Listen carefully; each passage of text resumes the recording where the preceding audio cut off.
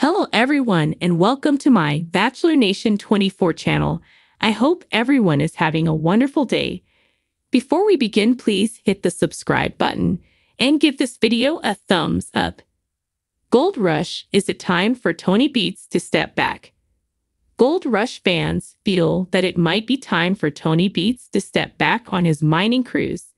This weekend's episode focused on Parker Schimble, Fred Lewis, and Tony. As usual, they had trouble with equipment breaking down. This also brought Tony's kids to the forefront. Here is why some fans feel it is time for Tony to step back somewhat.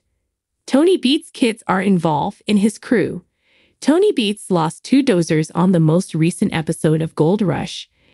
It was not a surprise, considering how everyone's seasons have been going. However, it also gave Tony a chance to lighten up somewhat as they worked on getting things back up and going again. One fan posted on Reddit that it was a nice change to see Tony have a little fun with his crew in the episode. However, after saying that, the Redditors said they wished Tony would step back and allow his kids more experience in running the operations. Tony will never retire, and Mike and Kevin will never be independent if Tony continues to micromanage everyone and everything and doesn't allow his kids to step up. That brought out more commenters to debate who might be ready to step up and take Tony's spot at the head of the table if he ever retires. One said it was Kevin and Faith, who were the future. They wrote that Mike is a good worker, but I don't think he can ever be in charge. Others agreed, saying that Mike is a hard worker, but likely won't ever be a boss. The original poster responded that they agreed Kevin and Faith will be the future leaders. Yet, they noted, it takes a village, so it should also include Mike and Monica. Tony should step up and mentor Mike since it's his son and give him the opportunity to learn and handle the operation with Kevin. They compared it to how Tony mentored Parker, and look at how successful he has become. Tony and Parker continue to excel on Gold Rush. Yes, there are plenty of missteps with Fred Lewis on Gold Rush this season. But the truth is that Tony Beets and Parker Schimble have almost become too successful for their stories to remain entertaining. If Tony brings his kids more into the mix as leaders, it could really freshen up his story. Tony Beets is easily the most successful with a net worth of $15 million. This is from a good mix of his mining success and his appearances on Gold Rush. As for Parker, many Gold Rush fans think he might be working his way out with his incredible success. As the sun begins to rise over the sprawling Yukon landscape, casting its golden glow upon the earth, a figure stands tall, surveying the vast expanse of his mining empire. Tony Beets, the legendary Klondike miner known for his booming voice, indomitable spirit, and relentless pursuit of gold, has become a fixture on Discovery Channel's Gold Rush. With a career spanning decades and a reputation as one of the toughest men in the mining business, Tony has dug deeper into the earth and faced more challenges than most could imagine. Yet, as the seasons turn and the years march on, a question arises among fans and fellow miners alike. Is it time for Tony Beets to step back? From the moment he appeared on Gold Rush, Tony Beets captivated audiences with his no-nonsense attitude and raw determination. His larger-than-life personality, coupled with his vast mining knowledge, made him an instant icon. He wasn't just a miner. He was the embodiment of the Klondike spirit, a man who tamed the wilderness and extracted its treasures. With his trademark hat and gravelly voice, Tony became a symbol of grit and perseverance. Tony's journey to the top of the mining world was not an easy one.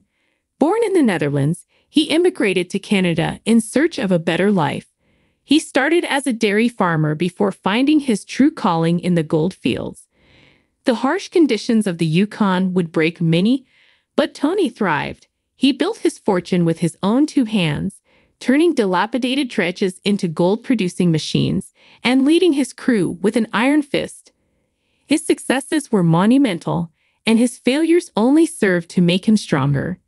Yet, As the seasons of gold rush have progressed, so too has Tony's age. The years of hard labor, harsh weather, and constant stress have taken their toll. The once unshakable Titan now shows signs of wear and tear. His fiery temper flares more often, and the weight of leadership seems heavier than ever. The question of whether it's time for Tony to step back is not just about his physical capabilities, but also about the future of his empire. Tony's legacy is unquestionable. He has taught his children, Monica and Kevin, the ropes of the mining business, instilling in them the same work ethic and determination that propelled him to success.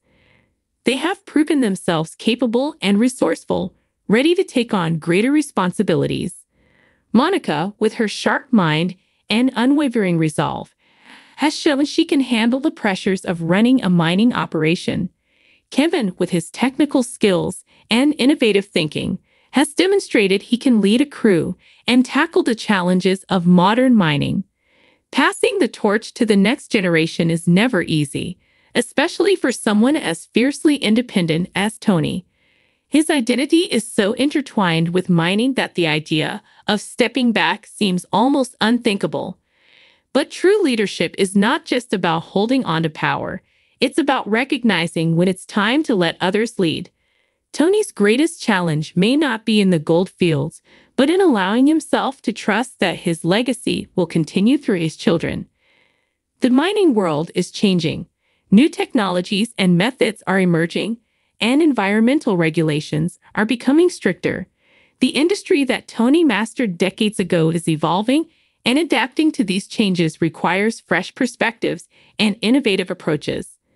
Monica and Kevin are well-positioned to navigate this new landscape, combining the lessons learned from their father with their own insights and strategies.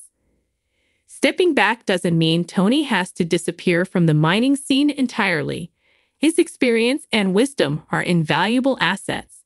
He could take on a mentoring role, guiding his children and other young miners while allowing himself a well-deserved respite from the front lines.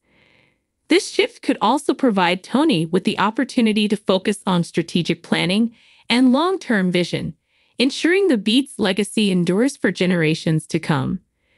The thought of retirement might seem foreign to Tony, a man who thrives on the thrill of the hunt and the satisfaction of hard-earned success. But stepping back doesn't have to mean giving up. It can be a new chapter, a chance to reflect on his achievements and watch with pride as his children carry the torch forward. It can be a time to share stories, impart wisdom, and maybe even rediscover passions outside of mining. Tony Beets is more than a miner. He's a pioneer, a father, and a legend. His journey from humble beginnings to the pinnacle of the mining world is a testament to his indomitable spirit. Whether he decides to continue leading from the front or steps back to let the next generation shine, his impact on the gold mining industry and the hearts of Gold Rush fans will remain profound. As the sun sets over the Yukon, casting long shadows across the rugged terrain, Tony stands at a crossroads. The earth beneath his feet holds countless treasures.